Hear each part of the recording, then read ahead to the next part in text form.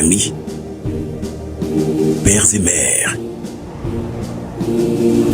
Fièrement, nous répondons à l'appel du devoir. Pour que les déplacés et les réfugiés rentrent à la maison. Pour que nos enfants reprennent le chemin de l'école. Pour que jaillisse la lumière de la réconciliation entre les peuples, pour le Mali, pour la patrie. Cette voie, nous l'avons choisie, au prix de nos vies. Nous défendrons nos couleurs. Et si nous laissons derrière nous veuves et orphelins, nous vous prions, prenez soin d'eux.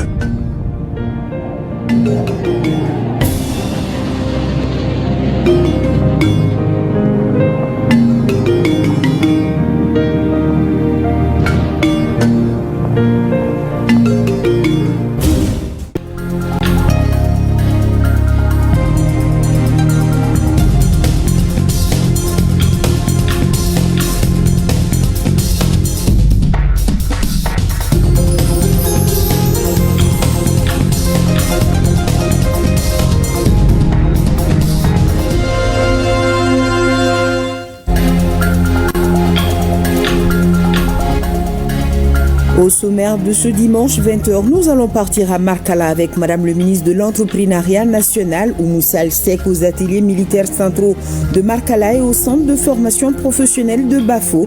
Un seul et grand objectif à atteindre, nouer un partenariat fécond entre les différentes structures professionnelles. Ségou Art Festival sur le Niger. On va s'intéresser ce soir au coup de fouet donné à l'économie locale par la présence de milliers de festivaliers. D'après notre envoyé spécial, Awaditma Kamara, chacun se frotte bien les mains, hôtels et restaurants et villas. Tout était plein pendant une semaine. Il y a aussi les commerçants et les conducteurs de transport en commun qui ont vu leurs recettes se multiplier. Bref, le pari est gagné. En tous les cas, ce ne sont pas les Ségouviens qui nous diront le contraire. Le reste à suivre dans ce journal.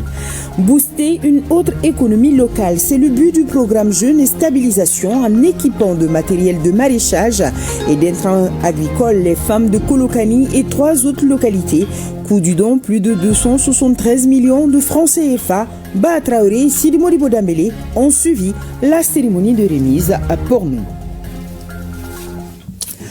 Bonsoir, soyez les bienvenus dans cette page d'information. Je le disais à l'instant, un seul et grand objectif à atteindre, nouer un partenariat fécond entre les ateliers militaires centraux de Markala et les centres de formation professionnelle de Bafo. C'est le souhait de Madame le ministre de l'Entrepreneuriat national, de l'Emploi et de la formation professionnelle en visitant les 2 structures. Madame Oumou Sall Seck, lors de son passage, a pu constater le niveau de professionnalisme dans ces centres, nous disent Honoré Tchenou et Bassi Traoré. En marge de sa mission en 4e région, le ministre de l'Entrepreneuriat national, de l'Emploi et de la formation professionnelle a visité les ateliers militaires centraux de Markala, puis le centre de formation professionnelle de Bafo. À Markala, Oumou Sall Seck a visité les différents ateliers de conception. Il s'agit pour le ministre Oumou Sall Seck de s'enquérir des technicités du centre pour un éventuel partenariat avec les autres centres de formation professionnelle. Nous savons qu'ici c'est du sérieux. Nous avons déjà un cadre de partenariat avec le ministère chargé de la Défense pour voir dans quel cadre renforcer ce partenariat-là. Et bien sûr, dans un esprit gagnant-gagnant, puisque nous dépendons tous, n'est-ce pas, de la même République, du même gouvernement, nous avons les mêmes instructions. Même exercice à Bafo où le ministre a eu droit à une présentation sur le centre, sa création, ses différentes formations, ses forces et ses défis. Après, une visite guidée des différents ateliers a permis au ministre de constater le niveau de professionnalisme du centre. Nous avons compris tout ce qui peut nous intéresser ici, en termes vraiment de formation professionnelle. Et nous savons que nous pouvons avoir ce qui nous manque ici. Dans ces centres, nous avons besoin d'équipements, de matériel, de qualité.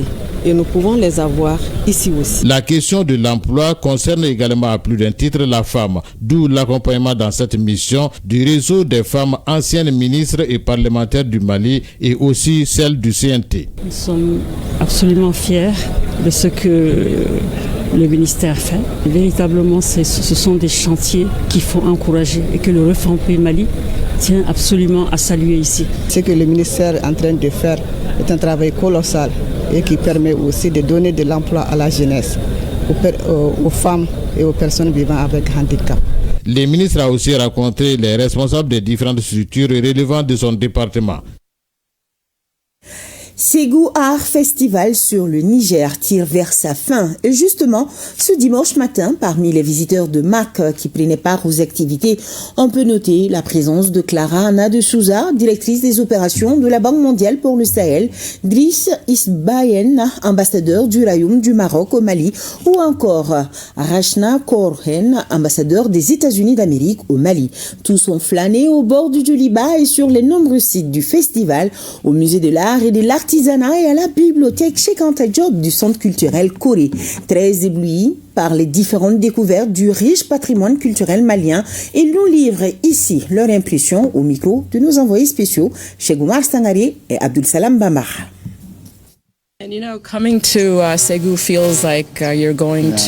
C'est vraiment nouveau pour elle de rencontrer cette histoire-là, belle histoire. Comment est-ce que tout ça peut être en résonance avec leur travail et que vraiment c'est comme un voyage dans les montagnes, aller visiter l'histoire. Donc elle se sent vraiment ressourcée. Et elle l'apprécie beaucoup.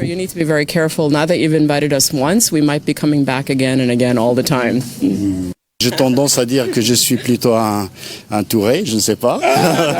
Voilà. mais je suis vraiment content d'être là également et on apprécie vraiment ce que vous faites ici et ce que vous faites pour tout le pays maintenant que vous êtes, Monsieur le Ministre, en charge bien sûr du tourisme, de l'hôtellerie et de la culture. Je vous dis bon courage et encore une fois merci. La hospitalité malienne que ne cesse pas de m'impressionner. Je pense que le bien-être des personnes n'est pas seulement avoir à manger, une maison en bonne condition, c'est aussi être en connexion avec l'histoire et la culture de chaque peuple. Donc je pense que ce que nous avons vu ici montre ce qui est possible et c'est un exemple seulement, pas seulement pour le Mali, mais je pense que principalement pour l'Afrique, où nous avons beaucoup besoin de rencontrer, réinventer, revaloriser notre tradition et notre histoire. Merci, Monsieur le Ministre, pour votre hospitalité. Et nous arrivons à la belle histoire de ce journal, toujours au Ségou Art Festival sur le Niger.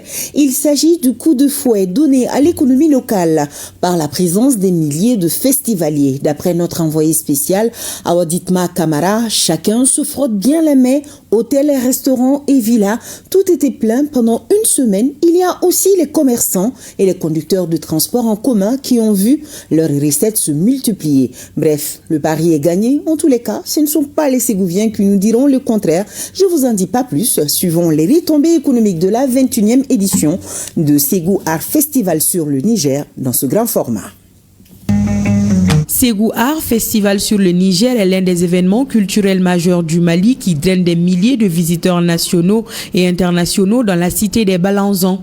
Pendant une semaine, la ville se métamorphose et chacun y gagne son pain. Les établissements hôteliers, les restaurants, les locations et ventes d'équipements, les transporteurs, bref, le secteur de l'économie tourne à plein poumon. Déjà, à un mois de ce rendez-vous culturel, tous les hôtels affichaient complets. Cet établissement a fait peau neuve pour accueillir la clientèle. Les réservations ont été faites depuis le mois de novembre 2024. Les tarifs des chambres ont connu une hausse significative pour répondre à la forte demande suscitée par l'événement culturel majeur. Une aubaine pour l'hôtel qui voit ses revenus augmenter de manière substantielle pendant une semaine. Comme on le dit très souvent chez nous à Ségou ici, on a traité de l'eau. C'est vraiment le moment où pratiquement tous les opérateurs hôteliers font le plein. On peut dire que nous faisons environ, je dirais pas la moitié de notre chiffre d'affaires annuel, mais vraiment entre 10 et 15% de notre chiffre d'affaires sur une semaine. En plus des hôtels, les villas ont été sollicitées.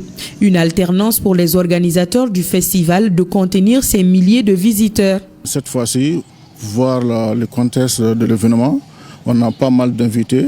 On a à peu près une quarantaine de villas déjà louer et puis payer leur avance aussi. Souvent, les gens attendent jusqu'à la dernière minute pour nous proposer leur villa. Donc, dans ce cas, le prix augmente. Donc, il va de 200 000 à 300 000, une chambre de 3 chambres salon. Le commerce est très florissant en cette période. Certains nous expliquent qu'ils peuvent avoir les recettes de toute une année durant la semaine du festival sur le Niger. De l'artisanat au transport en passant par le petit commerce, chacun dans son domaine fait son calcul pour mesurer les retombées financières.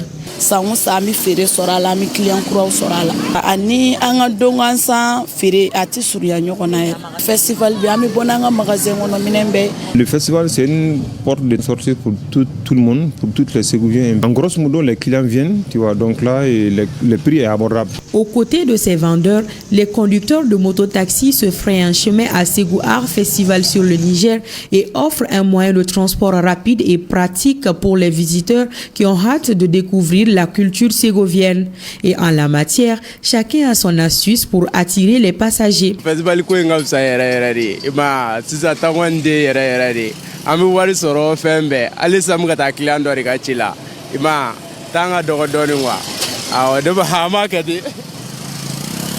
Ségou Art Festival sur le Niger constitue un ballon d'oxygène pour les autorités communales car ça permet de renflouer les caisses à travers le paiement des taxes et impôts.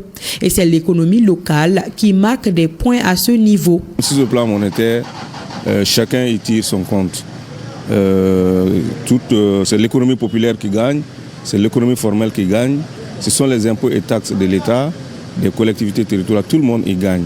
C'est une histoire d'économie et d'économie durable pour la commune urbaine de Ségou, pour la région de Ségou, pour le Mali et tout entier. Ségou Art Festival sur le Niger est un rendez-vous exceptionnel qui se vit, difficile de le raconter. Et chaque festivalier quitte avec un souvenir et pourquoi pas des anecdotes. C'est cela aussi le charme du festival. Allez, on va continuer à se faire plaisir. On vous propose d'écouter le délégué général de Ségou Art Festival sur le Niger. Djibril Guissé affiche une mine de satisfaction réelle, même si ce n'est pas encore l'heure du bilan. Mais il y a de quoi. Ségou a été la capitale culturelle de l'AES pendant une bonne semaine avec au son des échanges, la paix et le vivre ensemble. Disons que ça sentait bon, la générosité, le donner et le recevoir. Djibril Guissé se confie au micro de nos envoyés spéciaux, Chegoumar Stangare et Sidiki. Cette édition spéciale, exceptionnelle de Ségou Art Festival sur le Niger a dépassé toutes nos attentes. Nous avons reçu plus de 40 000 visiteurs qui sont venus de plus de 40 pays d'Afrique et d'ailleurs. Et cette édition, c'est aussi plus de 300 professionnels, acteurs culturels qui sont venus pour échanger sur la thématique, le thème principal de cette édition, à savoir la diversité culturelle, paix et unité nationale. Et cette année, en termes de bilan, c'est aussi plus de 400 000 festivaliers ou visiteurs que nous avons reçus, enregistrés au niveau de la foire artisanale et agricole de Ségou, avec plus de 400 exposants qui sont venus d'Afrique et d'ailleurs. En termes de bilan aussi, vous l'avez constaté, l'une des plus grandes dimensions de cette édition, c'est la semaine de la fraternité où nous avons reçu avec beaucoup de bonheur les deux pays frères, le Burkina Faso et le Niger, qui sont venus avec de fortes délégations. Mais aussi, cette année, la ville invitée, c'était la ville de Tombouctou qui a eu une représentativité extraordinaire. L'occasion est opportune aussi pour saluer, remercier nos forces de l'ordre qui ont abattu un travail extraordinaire de sécurisation de personnes et des biens. En termes de bilan aussi, vous avez vu, il y avait beaucoup d'innovations dans le lancement du musée Corée des Arts et de l'artisanat qu'on appelle MK, donc qui est un haut lieu de transmission de nos savoirs locaux, de nos savoirs endogènes. Voilà, aussi on a vécu des moments extraordinaires à la nuit du pain tissé. Aussi, on a vu quand même la 11e édition de la caravane culturelle pour la paix qui est parrainée par le ministre en charge de la réconciliation nationale, de la paix et de la cohésion sociale, en l'occurrence le général des corps d'armée, Ismaël Ouagé.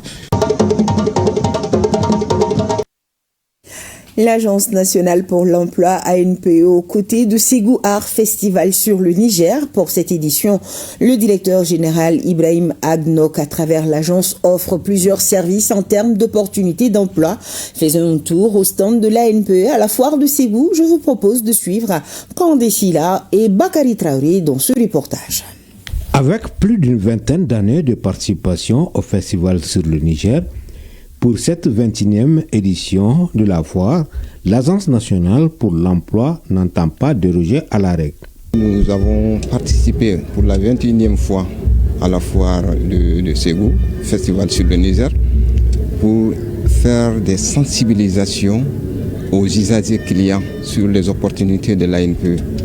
Et puis encore, trouver l'occasion pour présenter les bénéficiaires d'appui de l'ANPE dans le passé et le présent aussi, pour qu'ils puissent exposer ici et montrer aux autres les offres, vraiment les bénéfices que l'ANPE offre aux usagers clients. Avec comme mission essentielle la promotion d'une politique efficace d'emploi, rien que pour 2024, l'antenne régionale ANPE enregistre près de 96% des offres satisfaites. Sur 257 offres d'emploi recensées, 248 placements sont effectués. Parmi les bénéficiaires des exposants à cette édition de la foire. L'ANPE nous a formés en gestion d'entreprise et en transformation des produits locaux. Nous sommes ici à la foire avec des produits comme la pâte d'arachide, le fonio et le sésame. Cela nous a permis d'être autonomes.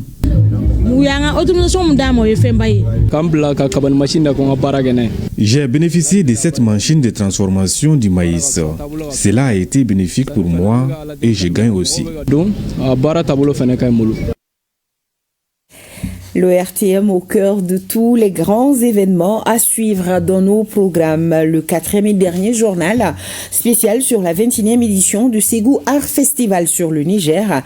Cheikh Oumar Sangaré et son équipe vous proposent des reportages sur tous les aspects de ce festival avec comme invité le ministre en charge de la culture, Mahmoud Affé. Vous pourrez suivre également les temps forts du concert géant sur la grande scène d'Amazon. C'était dans la soirée d'hier avec des artistes comme Amadou et Mariam et Sekouba Bambino, et c'est une présentation de Awa Ditma Kamara.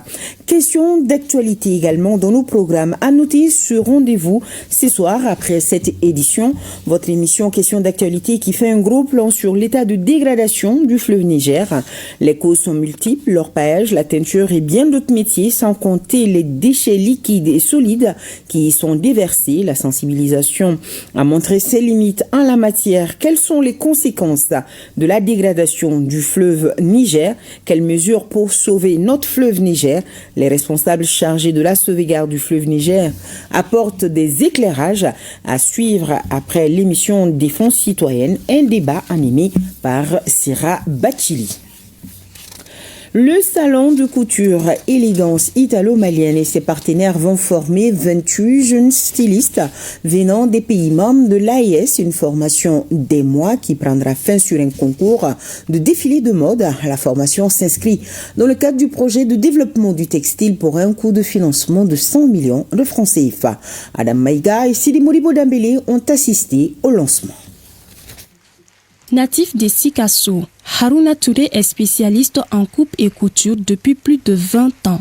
Ainsi, il reçoit des mains du ministre de l'Industrie et du Commerce, Moussa Alassane Diallo, le coton malien de son Excellence Assimi Goïta. Il s'agit d'un trophée accompagné de 2 machines piqueuses industrielles d'une valeur d'1 million de francs CFA et d'une enveloppe symbolique d'1 million. Un prix remporté à l'issue d'un défilé de mode qui a vu représenter les touches de 28 jeunes stylistes des pays membres de l'AES. Je suis content parce que les autorités du pays accordent une importance à la coupe et couture. Cela va contribuer davantage à valoriser les productions nationales. Les 2 machines vont beaucoup m'aider. Dans les jours à venir, j'envisage d'ouvrir un atelier de couture pour aider les orphelins les veuves et les filles déscolarisées. Cette compétition fait suite à un mois de formation organisé par le salon de couture Élégance italo-malienne et ses partenaires. La formation intervient dans le cadre du projet de développement du textile au Mali. Un projet initié dans le but de contribuer à valoriser les productions nationales. Le projet de développement du textile au Mali comprend 2 volets.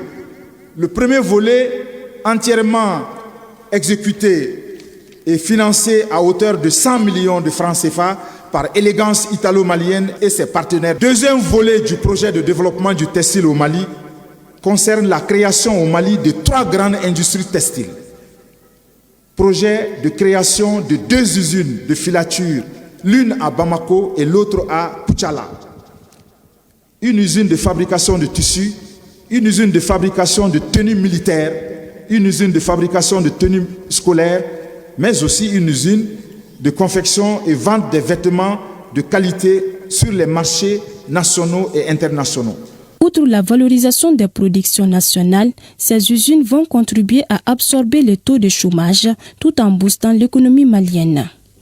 La révolution du textile au Mali trouve un ancrage solide au niveau de la filière cotonnière dans notre pays.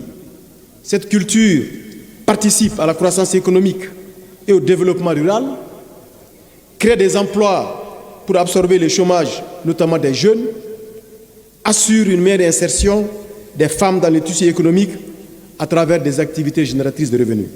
À noter que les 28 stylistes venus des 19 régions du Mali, des communes de Bamako, de Kalabankoro, du Niger et du Burkina Faso ont reçu chacun une machine à coudre et une enveloppe symbolique.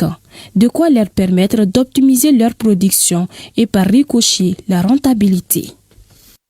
Et vous l'aurez compris, c'est plutôt la fin de formation et la remise des reconnaissances et des prix aux 28 jeunes stylistes venus des pays membres de l'AES. Allez, une autre activité de réinsertion.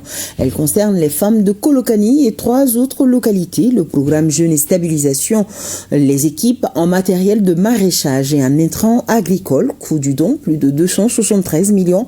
Le franc CFA, Ba Traoré et Sidi Moribo Dambélé ont suivi la cérémonie de remise pour nous. L'exploitation des périmètres maraîchers est de plus en plus facile pour les femmes de Kolokani, Nunga, Djema et Nioro du Sahel. Ces groupements de femmes réceptionnent un important lot d'équipements, de matériel et d'intrants agricoles. Le don est essentiellement composé de 16 motos tricycles, 41 600 sacs de 50 kg d'engrais, des congélateurs, du matériel d'énergie solaire et des moulins. Le geste s'inscrit dans le cadre du projet Programme Jeunes et Stabilisation. Le coût de ces matériels et équipements est estimé à environ 275 173 600 francs CFA. L'objectif de cet appui est de renforcer les compétences de production et de transformation des producteurs et transformateurs de produits maraîchers afin de leur permettre d'accéder à de nouvelles opportunités économiques. Ces actions de l'Union européenne à travers le projet qui succèdent à d'autres déjà réalisés et qui viennent se combiner aux efforts consentis par l'État permettront, j'en suis persuadé, de donner un nouvel élan à l'économie agricole des régions ciblées et favorisera l'autonomisation économique des femmes et des jeunes des différentes localités. Cela va faciliter beaucoup de choses pour nous. Ça va aider aussi les familles, les enfants. Vraiment, nous sommes très contents de nos donateurs. À Kolokani, les autorités administratives et le conseil municipal saluent et encouragent ce soutien de l'Union européenne et de la GIZ au groupement féminin des localités bénéficiaires.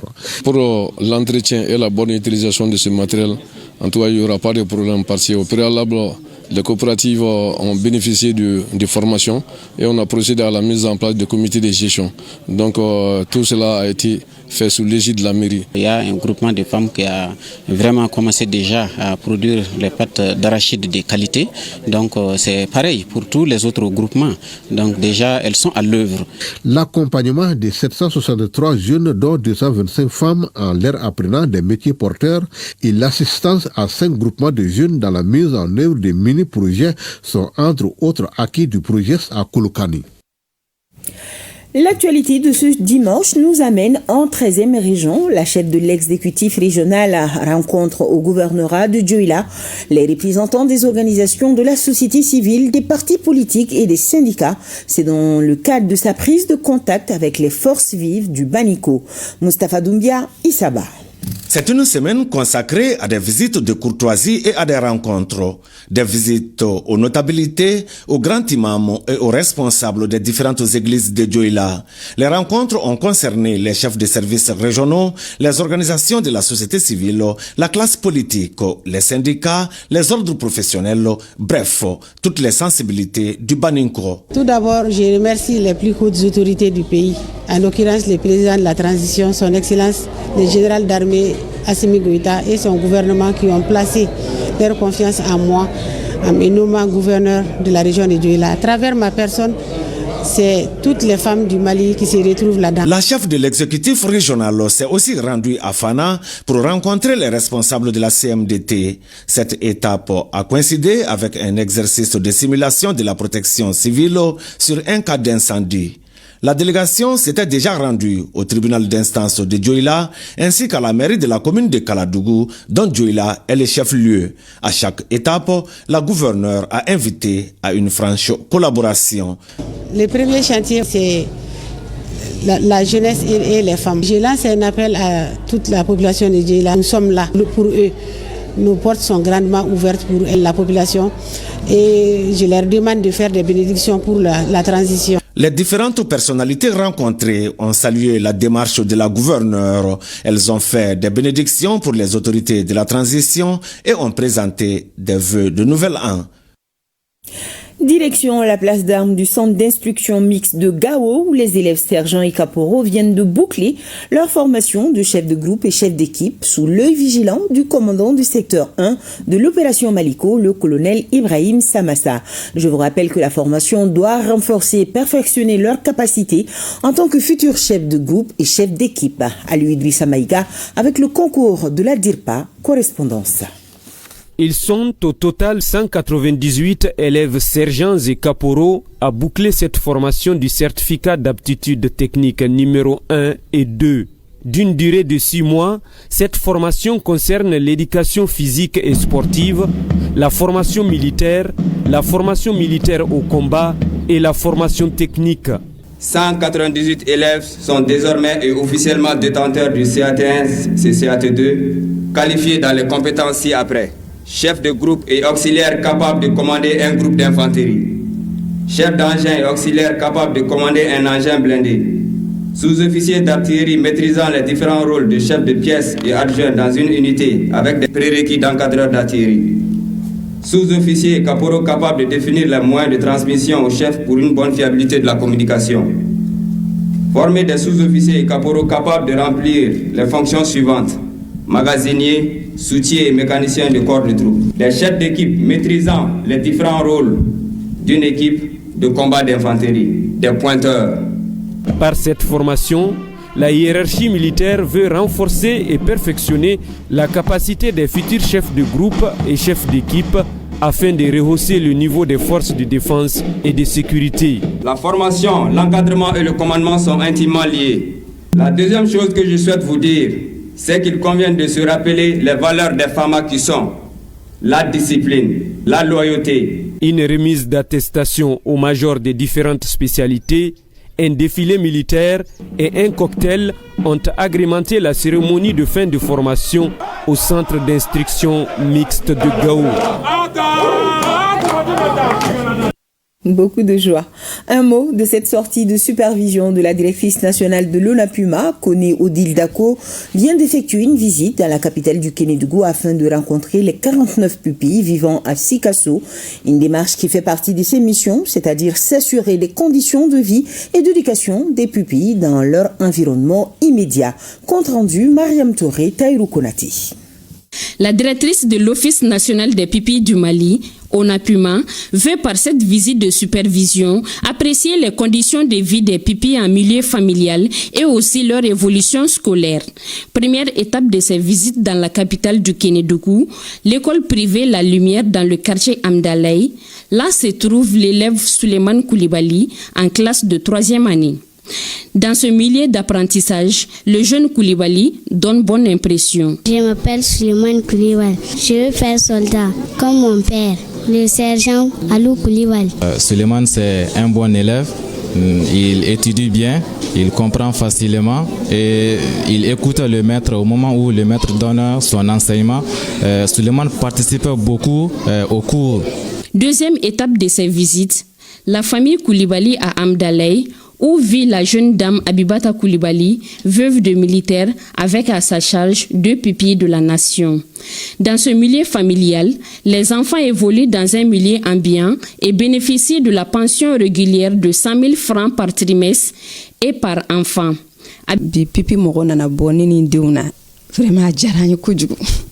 Je suis contente de la visite de l'ONAPUMA. Cela montre qu'ils nous considèrent. Je remercie les autorités pour l'effort qu'elles font pour les pupilles.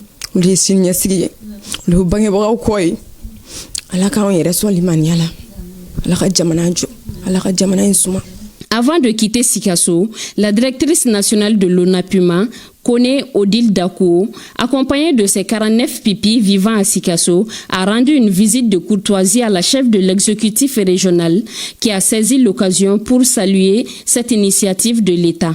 Les pipis de la nation, leurs parents, leurs pères ou leurs mères se sont sacrifiés pour la nation. Donc, on se doit d'être présent pour eux, de les encadrer. Et le conseil qu'on leur a donné également, c'est de bien travailler à l'école et de donner un bon résultat à l'école, et pour que le président de la transition, le général d'armée Assimi Goïta, soit fier d'eux, pour qu'un jour qu'ils puissent venir servir la nation. Il faut signaler qu'à Sikasso vivent 49 pipis, dont 34 de la nation et 15 de l'État. L'Alliance Mali-Tanien parle de réformes politiques, administratives, électorales et institutionnelles. C'était au cours d'un panel de discussion tenu à Kati. Boukari Koulibaly pour plus de détails.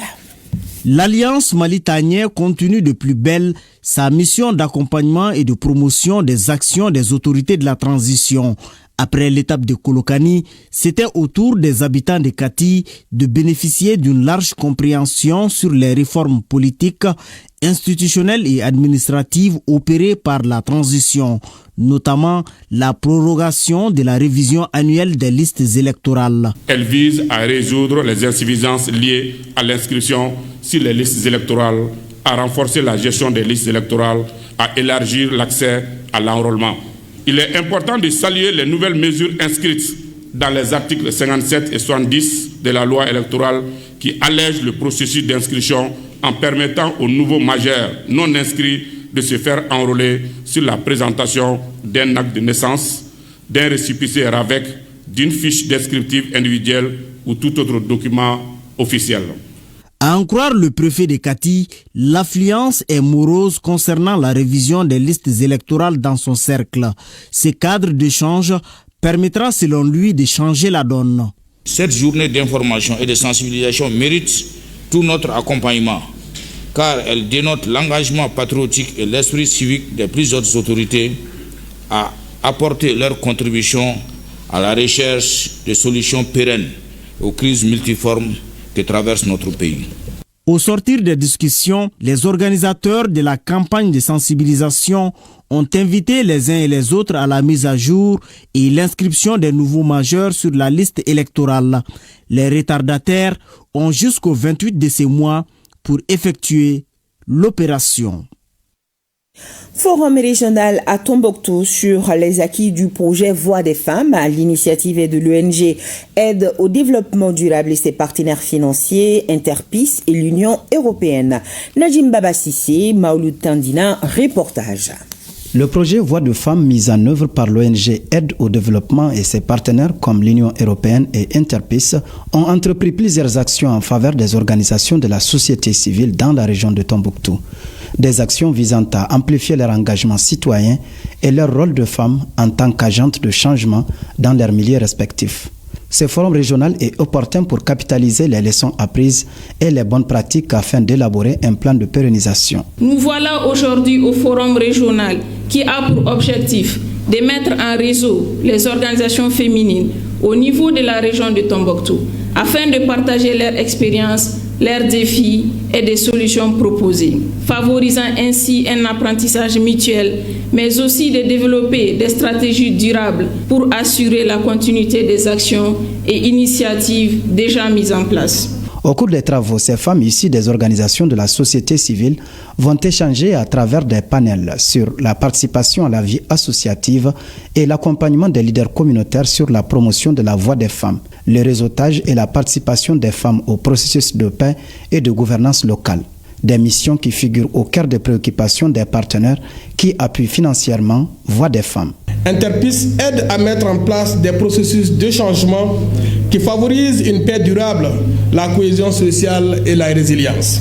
Le travail d'Interpeace est conçu pour relier et promouvoir la compréhension entre les communautés locales, la société civile, les gouvernements et la communauté internationale.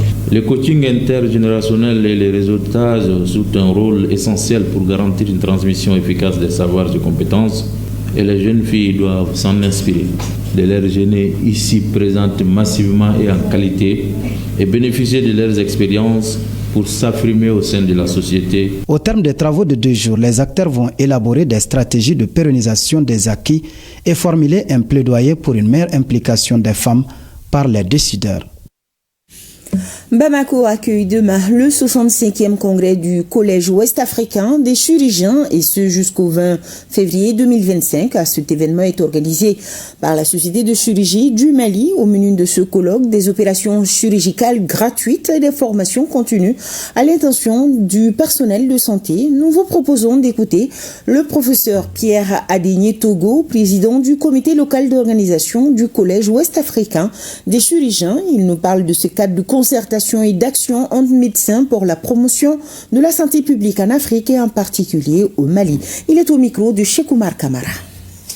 Nous avons 10 jours d'activité intense. La première activité, c'est la campagne de chirurgie gratuite. Nous avons des experts chirurgiens africains qui viennent d'un peu partout et les chirurgiens maliens qui vont se réunir dans 5 sites. 1, commune 1, commune 4, commune 6, CESREF de Kati, et les chirurgiens pour sourire ensemble et au point G pour faire la chirurgie gratuite pour plus de 500 personnes. La seconde activité, c'est la formation de plus de 300 agents de santé maliens. Infirmiers, médecins, infirmiers du bloc opératoire, infirmiers anesthésistes. Et enfin, la dernière activité, ça commence le lundi 17 et ça évolue jusqu'au jeudi 20. Ce serait la conférence annuelle du West African College of Surgeons, le WACS. Et ce serait au CICB. Il y aura 1500 chirurgiens étrangers à Bamako pour discuter de toutes les questions de chirurgie et spécialités chirurgicales. Au peuple malien, d'abord de nous soutenir, de soutenir le gouvernement qui nous permet de faire cette activité à partir de demain, de sortir massivement tous ceux qui ont des pathologies chirurgicales qui peuvent être opérées, qu'ils viennent, et les spécialistes en chirurgie qu'ils viennent s'inscrire et qu'on puisse échanger avec les 1500 étrangers qui viendront de 28 pays d'Afrique. Le dernier mot, c'est de remercier le gouvernement du Mali qui nous aide à organiser tout ça, qui finance toutes ces activités et tous nos partenaires. Merci à tous nos partenaires.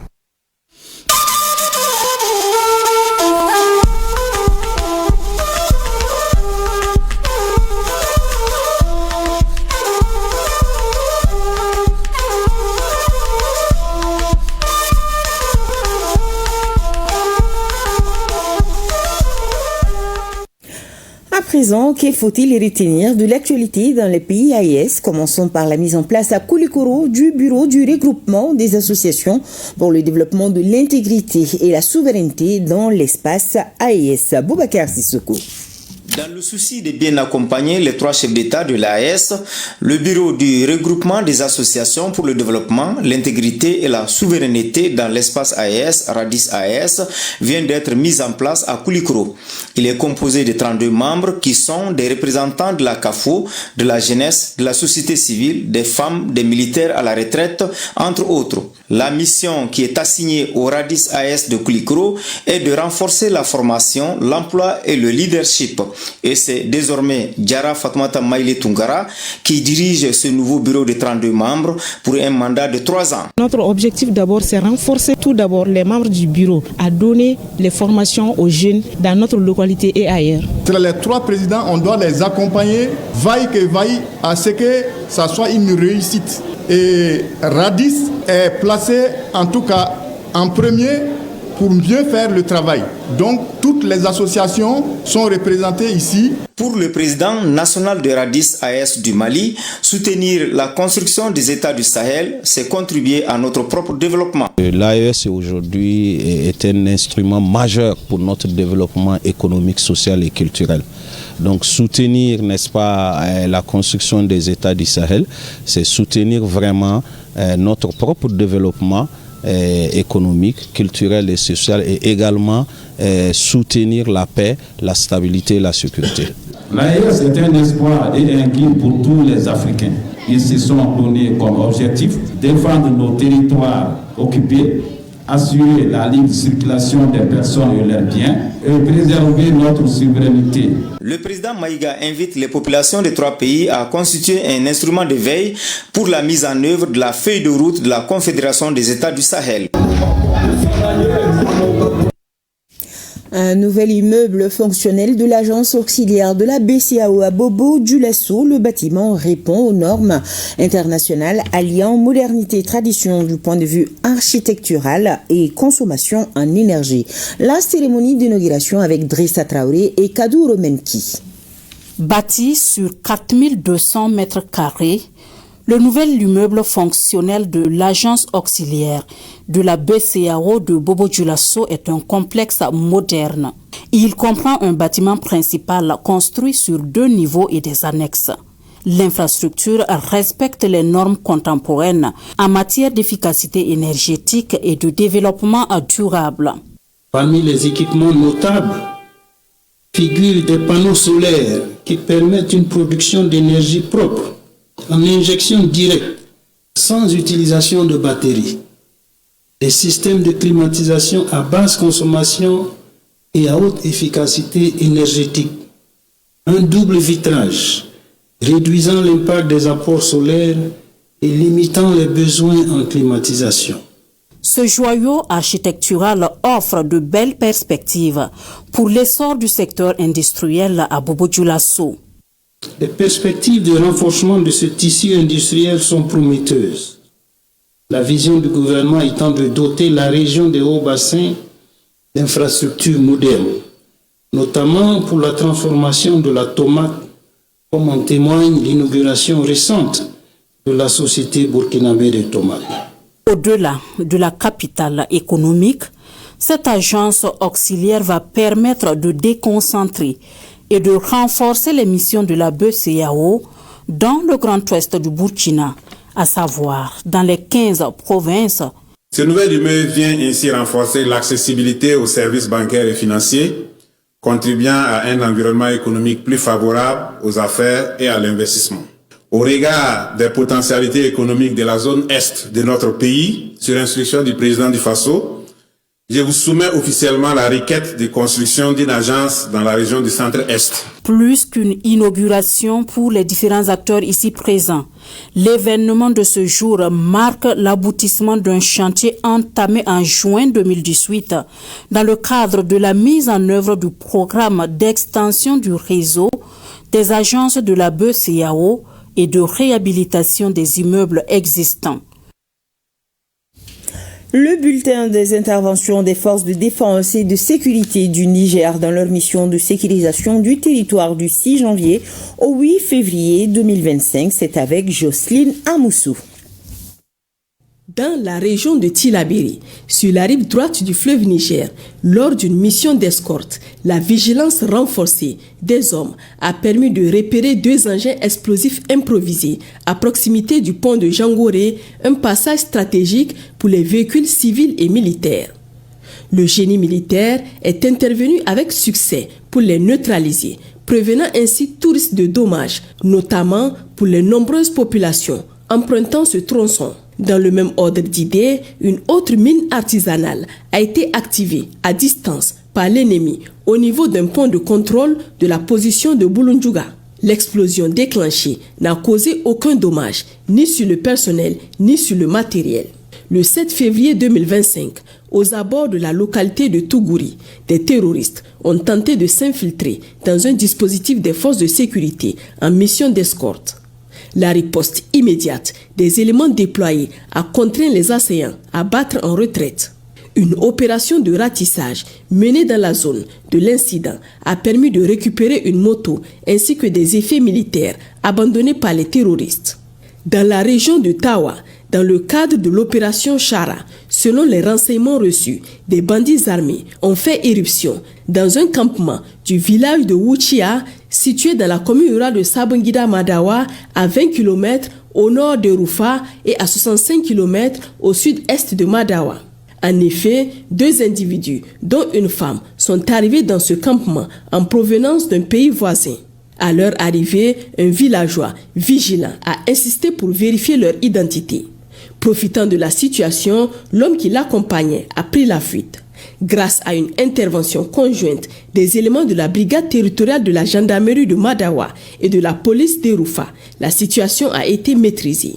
La femme a été appréhendée et trouvée en possession d'un fusil d'assaut AK-47 dissimulé dans sa valise, ainsi que de 104 cartouches de calibre 7,62 par 39 mm. La suspecte ainsi que le matériel ont été transférés auprès du service central de lutte contre le terrorisme et la criminalité transnationale organisée. En parallèle, sur la base de renseignements provenant d'une source fiable, une patrouille des forces de sécurité a mené une opération ciblée au marché de bétail de Telemses. Cette intervention réussie a permis d'intercepter un convoi transportant plusieurs centaines d'ânes volés au Mali par des criminels destinés à être revendus au Niger puis au Nigeria. Au cours de l'opération, 12 receleurs et complices terroristes ont été arrêtés et 306 ânes saisis ont été placés en fourrière. Les personnes interpellées ont été transférées à la brigade de recherche de la gendarmerie de Tawa pour les suites de la procédure.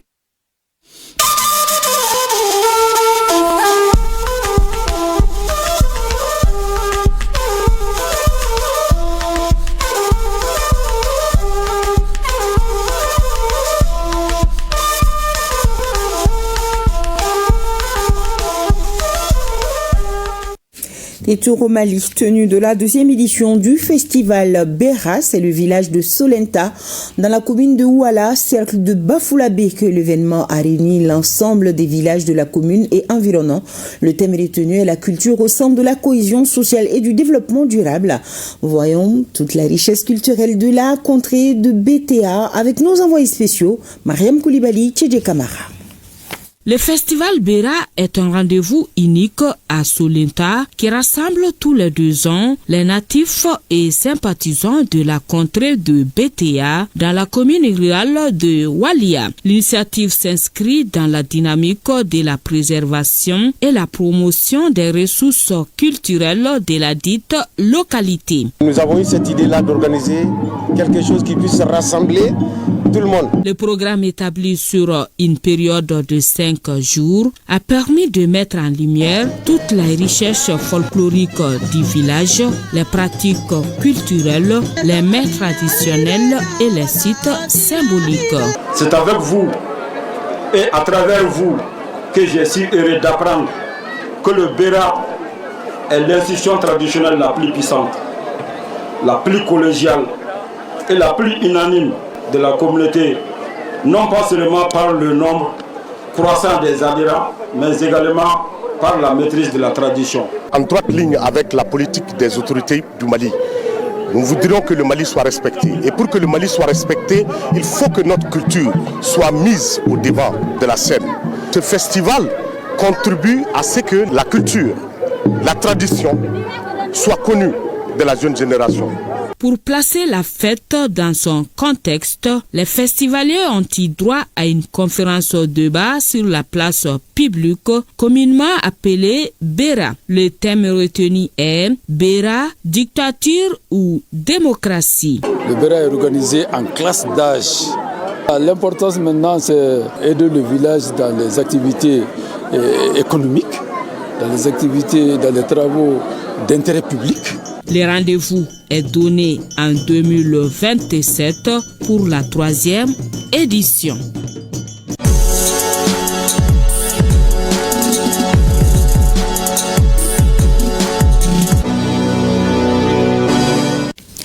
Merci de me rejoindre sur ce plateau. Silagatou, bonsoir. Bonsoir, Yanya Le Traoré. Alors, nous allons parler de sport avec le championnat national professionnel de Ligue 1 fin ce dimanche de la 12e journée.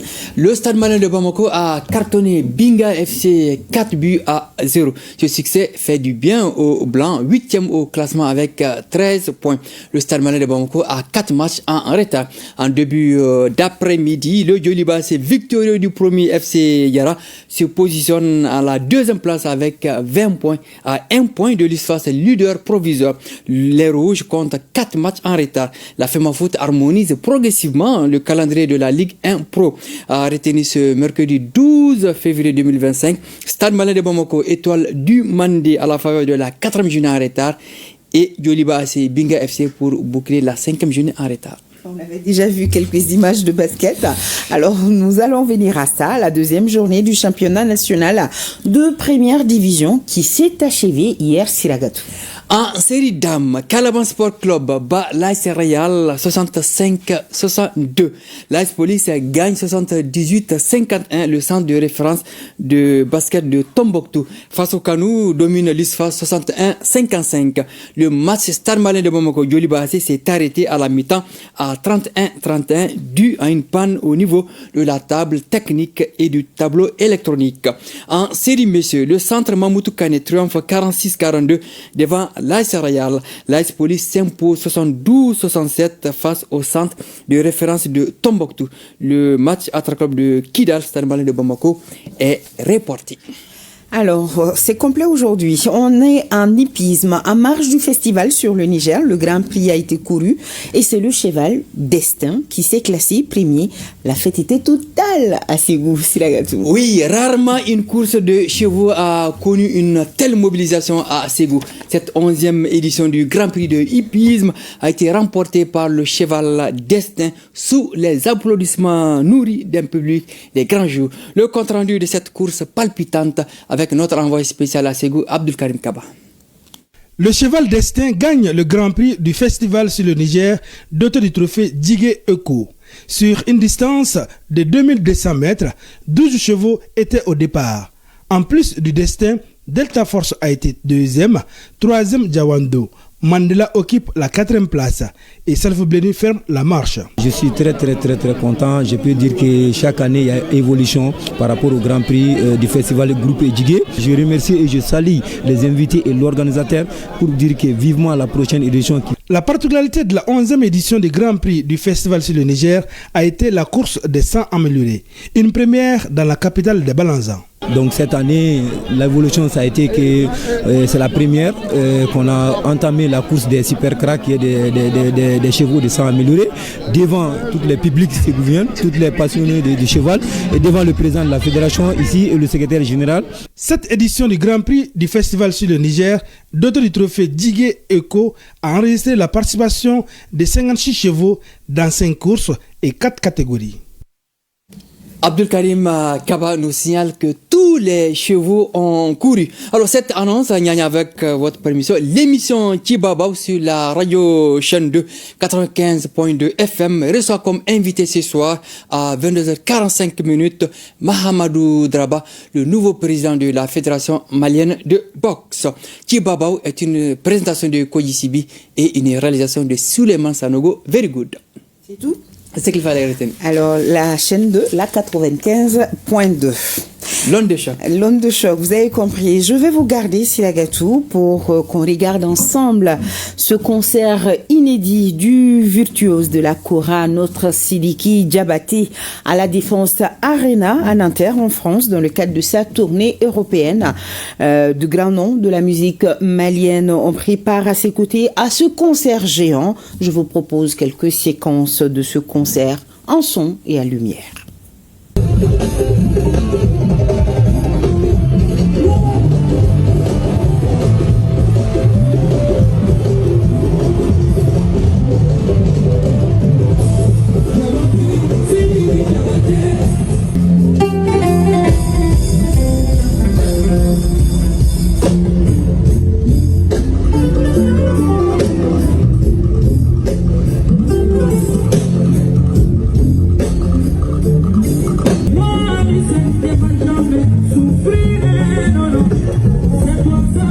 Ce qui est fait est fait.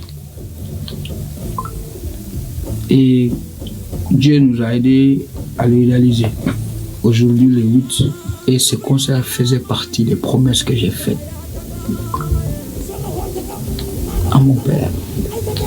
Ce soir, je suis très content pour l'Afrique. Parce que on a dit, on l'a fait dans des conditions pas possibles. Mais on l'a fait.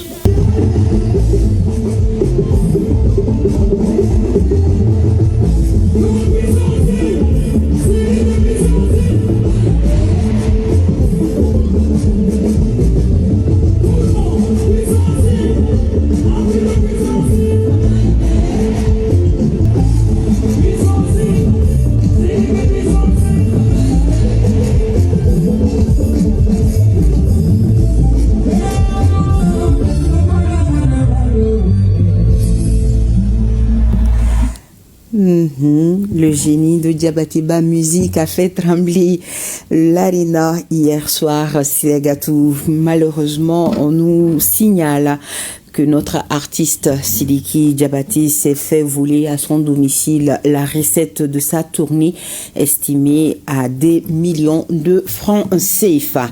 Voilà, restez avec nous sur ORTM 1. Votre rendez-vous météo, c'est juste après moi avec Aïssata Diawara. Demain à 20h, Khadija Toukone. Merci à toute l'équipe de réalisation et à la rédaction. Et un grand merci à vous, nos téléspectateurs du monde entier, particulièrement ceux d'Ottawa et de Montréal. Bon début de semaine à tous. Bonsoir également à vous, Silagatou. Merci. Bonsoir.